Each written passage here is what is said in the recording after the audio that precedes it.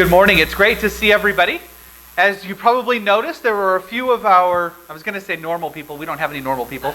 There are a few people who usually attend who are not here, and we need to keep them in our prayers.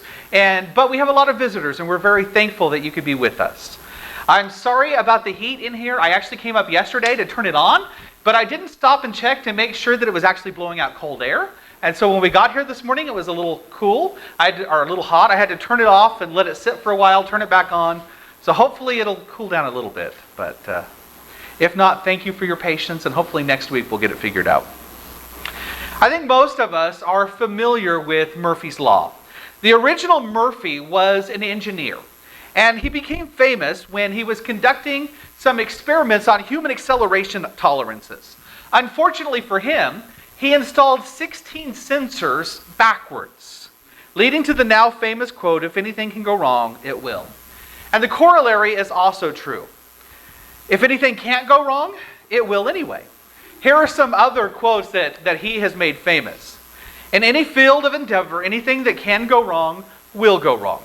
Left to themselves, things always go from bad to worse. If there is a possibility of several things going wrong, the one that will go wrong is the one that will cause the most damage. Nature always sides with the hidden flaw.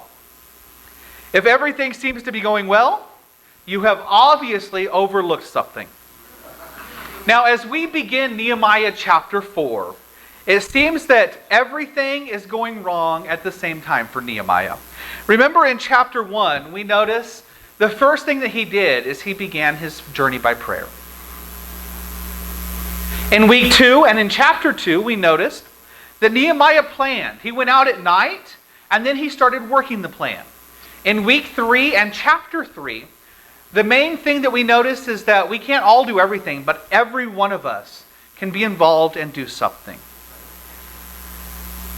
But when we come to chapter 4, things start to look a little more complicated for Nehemiah. Mr. Murphy shows up and reminds him that just when everything seems to be going well, you should expect it to fall apart because you have obviously overlooked something. And Nehemiah had. We all have times in our life like that, don't we? Where we come in and everything seems like it's going well, and then things change pretty quickly.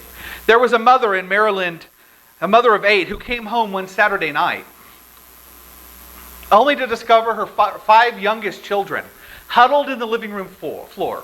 And they were quiet, so she knew something was wrong. So she slipped in quietly behind them to see what was going on, to find out that they were all gathered around a bunch of baby skunks. She screamed at the top of her voice. She said, "Children, run!" And so do you know what each child did? Each child grabbed a skunk, and they ran to their room. If anything can go wrong, it will. Now, there's a plague that seems to be sweeping our country today. It's not the flu, it's not cancer, it's not even the common cold, but the outbreak does way more damage than any of these ever could. It can be just as deadly as any disease, and it is the epidemic of discouragement. There are at least 3 things that make discouragement such a common problem. Number 1, it is universal. None of us are immune to discouragement. Everyone you have ever known has been discouraged at one time or another. Number 2, it's recurring. Being discouraged is not like the cold. When you get the cold, you're never going to get that particular strain of the cold again. At least that's what they say. But when you are discouraged, that doesn't mean you're immune. You will still become discouraged in the future. In fact, the sad thing is, the fact that we have been discouraged in the past discourages us now because we know we can be discouraged in the future. It's one of those crazy things. And it's also highly contagious. When we are around people who are discouraged, we can become discouraged ourselves. This morning I want us to focus on some of the causes and some of the cures for discouragement that we find when we read the book of Nehemiah. Now, there are really 2 different things that we need to look at. Number 1 are the external causes of discouragement, and number 2, the internal ones. The ones that are most easy to identify are the ones that start out as an outside attack. Remember the workers in Nehemiah. Those who were working on the wall, they were excited. They began the work with great anticipation and great joy. Do you remember what Scripture says? So we built the wall, and the entire wall was joined together up to half its height, for the people had a mind to work. The NIV says the people had a heart to work, or the people worked with all of their hearts. Things were going well. The wall was being built. People were excited. And then something happened. Keeping the workers motivated proved to be much more difficult. Rex Harrison says this. He says, exhilaration is that feeling you get just after a great idea hits you, and just before you realize what's wrong with it. In verse 6, that's where the workers were. They were building the wall. They were so excited that this was finally coming to fruition. But where God is at work, the enemy is also at work. And the wall of Jerusalem was no exception to this. When people work on God's priorities, Satan gets involved. He knows that he does not want God's people to succeed. And so in the book of Nehemiah chapter 4, we see that there are at least a couple of different external forces that those who were after Satan used. Number one was ridicule. In Nehemiah chapter 4 and verse 1, but it so happened when Sanballat heard that we were rebuilding the wall, that he was furious and very indignant and mocked the Jews. Now this is the third time that we've come across Sanballat. He was Nehemiah's stiffest opposition. And every time we read about him, he is working to oppose God. He is rejecting everything that Nehemiah is trying to accomplish. It's been said that ridicule is the language of the devil. There's also another saying. Those who can stand bravely when shot at will collapse when laughed at. And I know that sounds strange, but that's the case for many of us. When we are under stiff opposition, we can stand strong. But when somebody makes fun of us, we fall apart. Sanballat and his friends started to ridicule the workers. And they started even before the work began. If you'll remember in chapter 2 and verse 19, it says they mocked and ridiculed us. And now in chapter 4, Sanballat is making a speech before the army of the Samaritans. And he begins to increase his ridicule. Here's what he says. And he spoke before his brethren and the army of Samaria and said, "What are these feeble Jews doing? Will they fortify themselves? Will they offer sacrifices? Will they complete it in a day? Will they revive the stones from the heaps of rubbish? Stones that are burned?" He called the workers feeble. And I know to us, we just say, okay, big deal. But that meant withered and miserable. What he was saying is just look at you. You are a bunch of ragtag people. There is no way you can ever accomplish this goal. And next he ridiculed the job that they were doing by asking 4 taunting questions. He said, will they fortify themselves? That must have made this Samaritan army laugh. Because what he was saying is this small group ever going to be able to protect itself from an army? You know better than that. Will they offer sacrifices? Remember, they started off by offering sacrifices. And he's laughing, saying, this is the only way that they're going to be able to do this. They had no idea how difficult it would be. So he said, will they complete it in a day? And then the most interesting question, will they revive the stones from the heaps of rubbish? The building materials were so old and so damaged. He was saying there's no way from this heap of rubbish that they can possibly make a strong wall. Now, one of these might not have swayed anybody, but you put all of them together and people start questioning. And in verse 3, it was Tobiah's turn to ridicule the workers. And he started out by joking. Now, Tobiah the Ammonite was beside him, and he said, whatever they build, if even a fox goes upon it, he will break down their stone wall.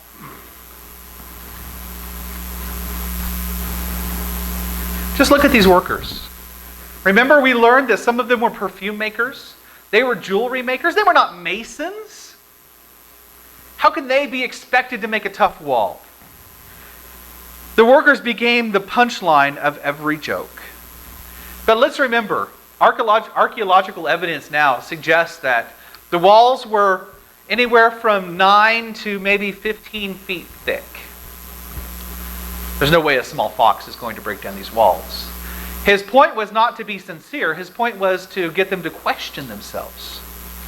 Whenever we attempt to get involved in the work of God, we are always going to face ridicule. Expect it.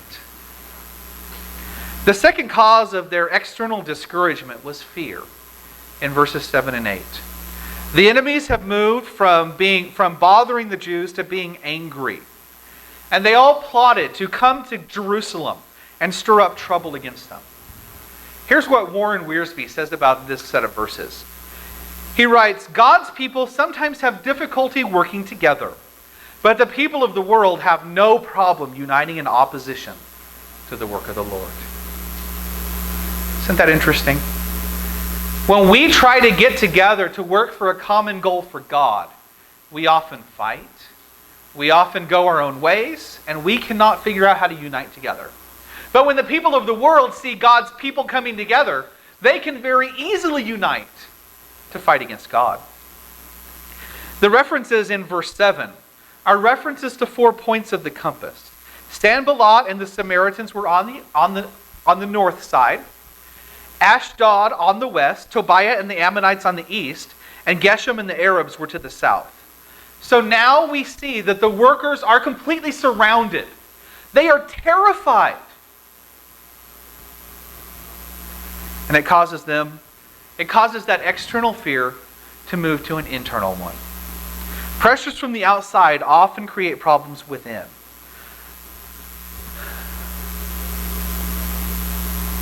It's so easy, isn't it, to internalize the words of an enemy? So easy to give up. Just think about those voices that sometimes play in our heads. The voices that tell us maybe we're not good enough. Or we're not as good as this other person. Or we just can't do it. Notice what verse 10 says. Then Judah said, the strength of the laborers is failing, and there is so much rubbish that we are not able to build the wall. They went from being a people who were working with all of their heart to being a people who were falling apart. Discouragement first started within the tribe of Judah. They had David's blood in their veins. And you would have thought that they would have said, we are part of the tribe of Judah. We can make it work. But when Judah was discouraged, it discouraged the other tribes as well. The first cause of internal discouragement here was fatigue. Simply put, the workers were tired. They were working hard. They needed some rest. The phrase, the laborers is failing, really means that they were giving out. It carries with it the idea of staggering, of slumbering. Picture people so exhausted that they're making mistakes. They're trying to pick up a rock and move it to the wall and they trip and fall. That's where they were at. They were physically drained. And when we are physically drained, it is so easy to be discouraged at the slightest problem.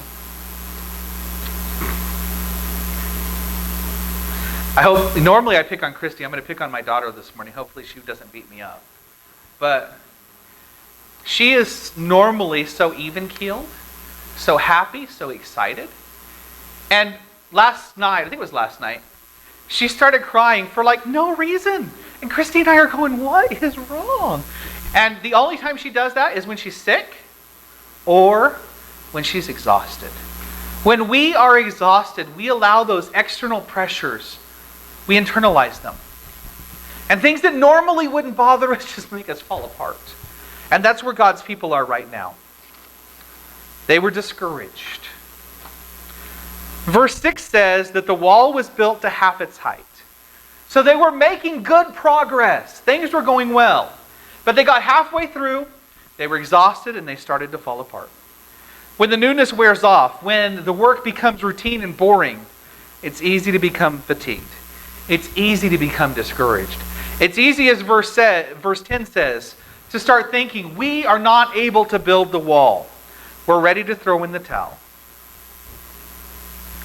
The same group of people who started off by saying that they were working with all their heart were ready to throw in the towel. But if we're feeling fatigued today, we need to stop and take notice. Because fatigue, being tired, is just the very beginning. It causes us to give in to discouragement. Remember what God did when Elijah was tired? He sent an angel to give him some bread, something to drink, and told him to go to sleep. We cannot burn the candle at both ends on a long-term basis. And this is going to sound really strange, but sometimes the most spiritual thing that we can do is to say no to things and to rest. The second thing that can happen is that we can get frustrated. Verse 10 continues by saying, there is so much rubbish that we cannot rebuild the wall.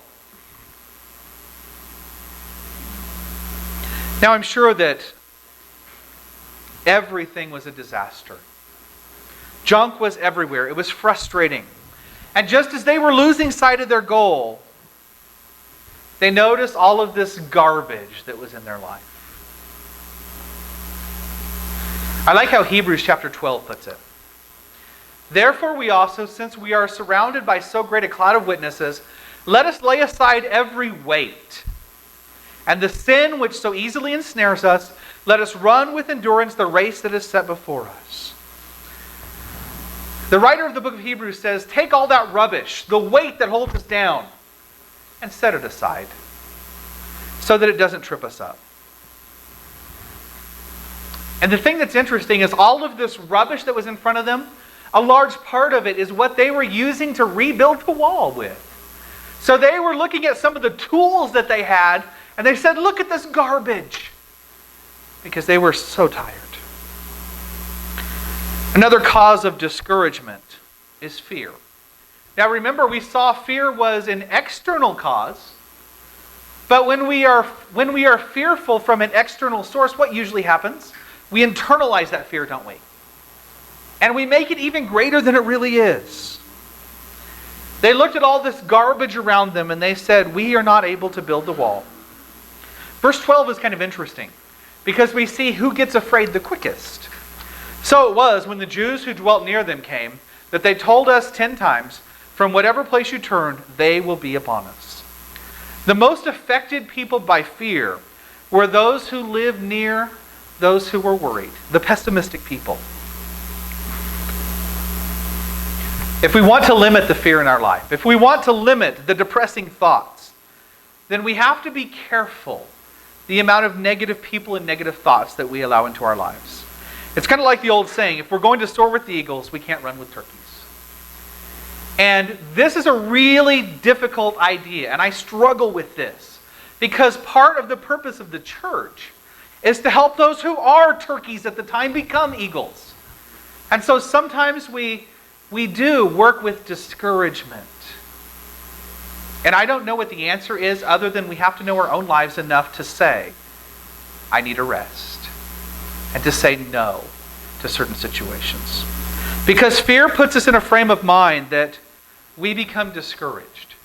And when we are discouraged, it's very easy for us to be deceived. Now, I don't want to spoil the ending, but as terrified as they were, Jerusalem was not attacked. It was all about fear. It was all about discouragement. In the book Scared to Live, Douglas Rumford cites a study, and he explains why fear should not control our lives. And he brings some interesting things to light. He says 60% of our fears are totally unfounded. There is no reason to think about them. They will never come to being. 20% of the things that we are fearful for, that we worry about, they're already behind us. But we dwell on them. We think about them. 10% are so petty that they really don't make any difference. If they come to pass or not, it really doesn't matter in the scheme of things. 5% are real, but nothing we can do will make a difference. So there's no reason to worry about it. 5% are real, and we can do something about them. Isn't that fascinating? That of the 100% things that we worry about, we can only impact 5%. Discouragement is a curable disease. The good news is that we don't have to live with discouragement. So let's briefly look at a few cures for discouragement as we close today. Number one, the first cure is to request God's help. To be willing to go to God humbly in prayer. Now I know you've heard this joke before, but I still find it funny. In the jungles of Africa, a man was being pursued by a roaring lion. Now, he felt the beast's hungry, hot breath on his neck. And so he broke into a short prayer as he was running away from this lion. He says, "Oh Lord, please make this lion a Christian. Please make this lion a Christian." Within seconds, the frightened man noticed that the lion had stopped chasing him. When he looked behind him, he found the lion kneeled and his lips moving in obvious prayer. He was greatly relieved at this turn of events, so he got close enough to the lion to hear him say, "And bless him, O Lord, for the food that I am about to receive."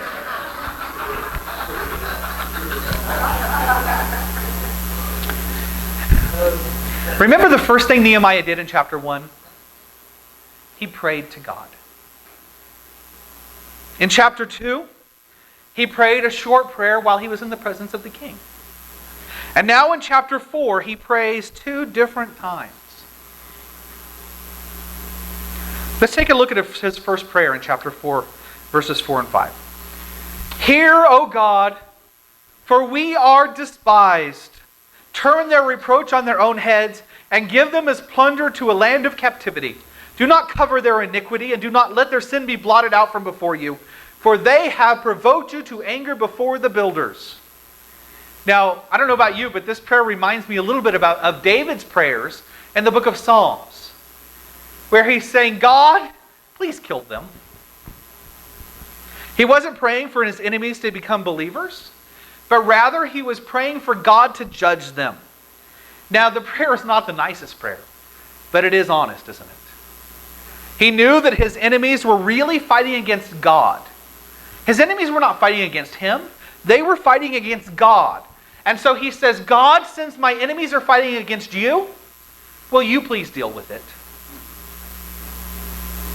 He didn't give lectures to the workers. He didn't organize raiding parties. And I think that's an important thing we can learn from Nehemiah. Verse 9 says that they prayed, and then Nehemiah posted a guard. When their enemies started talking, Nehemiah continued to pray, and the people continued to work. Now, Nehemiah did his part. Nehemiah said, if people are going to attack us, God, I'm going to turn it over to you, but I'm also going to do the prudent thing. I'm going to post a guard. I'm going to take half of the force and give them weapons. The second cure for discouragement is that sometimes we have to reorganize our priorities. Nehemiah chapter 4 and verse 13 says, "Therefore I positioned men behind the lower parts of the wall at the openings, and I set the people according to their families, with their swords, their spears, and their bows." Now remember in Nehemiah chapter 3, Nehemiah had already broken up and organized all of the people to rebuild the wall. They'd finished half of their task, but now there's a new situation that comes along that demands that Nehemiah reassess the priorities and reorganize. If the enemies are going to attack, they're going to do it at the weakest places. And so he puts guards at all of the most vulnerable spots. And this did 2 things. Number 1, it discouraged the enemies because they knew Nehemiah's people were ready. But number 2,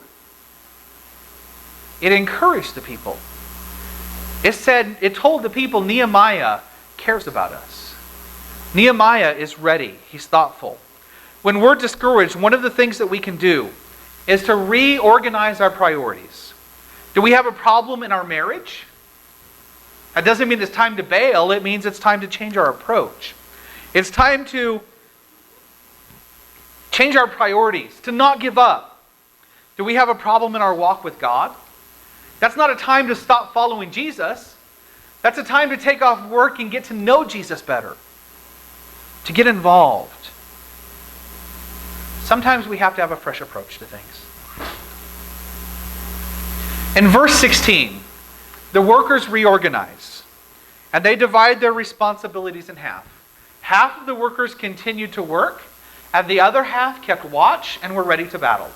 And even the ones that were working, they pushed a wheelbarrow with one hand and they had their weapon in their other hand. They worked together as a team. If we want to defeat discouragement, the third thing that we can do, and probably the most important, is remember who God is.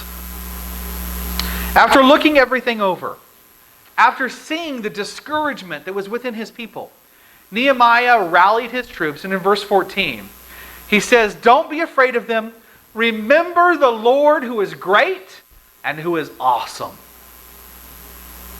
Nehemiah knew that even in the face of opposition, the thing that was going to push his people onward was being dependent upon God.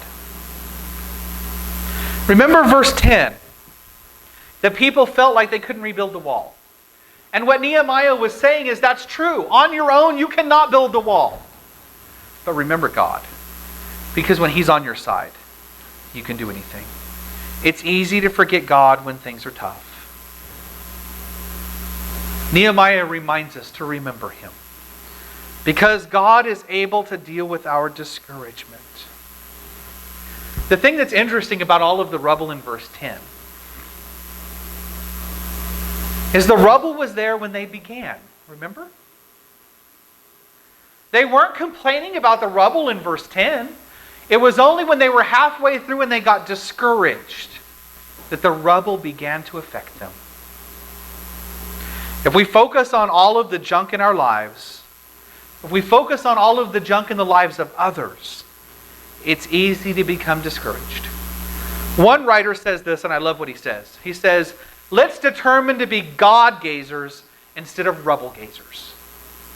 When they looked at the rubble, they were discouraged. When they looked at God, they were encouraged.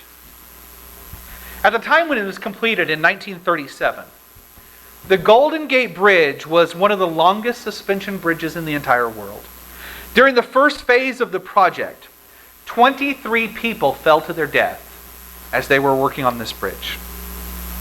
Things were going from bad to worse.